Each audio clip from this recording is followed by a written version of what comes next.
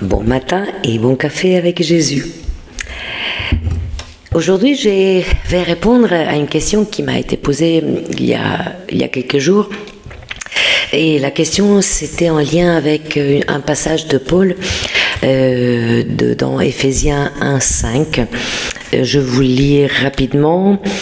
Car il nous a destinés d'avance, donc Dieu, à être adoptés comme ses propres fils, grâce à Jésus-Christ, selon son bon plaisir et sa volonté.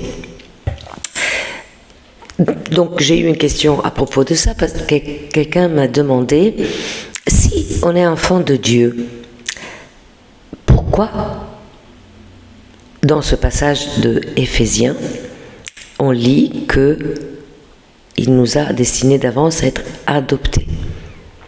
Ça veut dire quoi? C'est un lien avec quoi? On est enfant de Dieu ou on n'est pas enfant de Dieu? Très bonne question.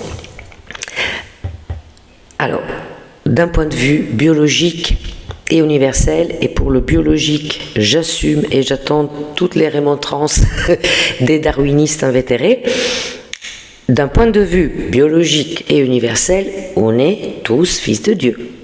Là, il n'y a pas de doute à faire et à voir. Mais à cause de la chute du péché originel, ce lien c'est un tout petit peu brisé. C'est comme quand on se dispute avec les parents. Ils nous aiment toujours, mais il faut regagner leur confiance.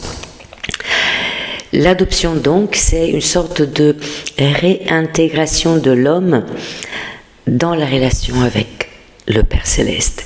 Et ça, c'était possible grâce au sacrifice sur la croix de Jésus-Christ.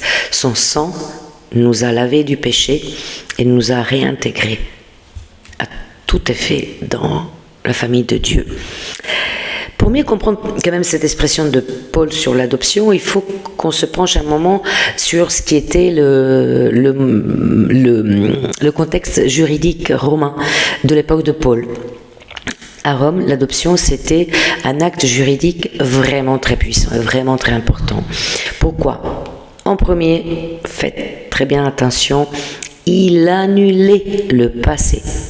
Toutes les dettes de la personne adoptée étaient effacées grâce à l'adoption. 2, on avait un nouveau nom, un nouveau statut. Et donc on devenait à tout égard avec les mêmes droits qu'un enfant biologique.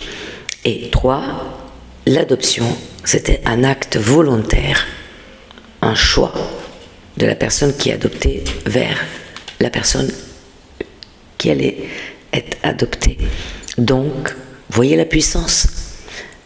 Dieu efface le passé à travers le sang de Christ.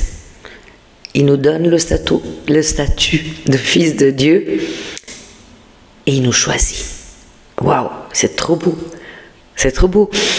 L'adoption met donc aussi un accent sur la différence entre nous et Jésus. Jésus, c'est son fils naturel et c'est son fils unique.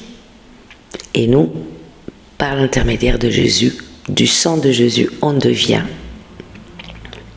fils et filles de Dieu.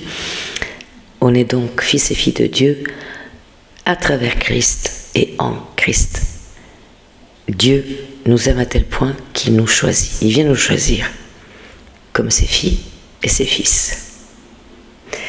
Et sur ça, je vous souhaite une excellente journée, enfants de Dieu. Bye!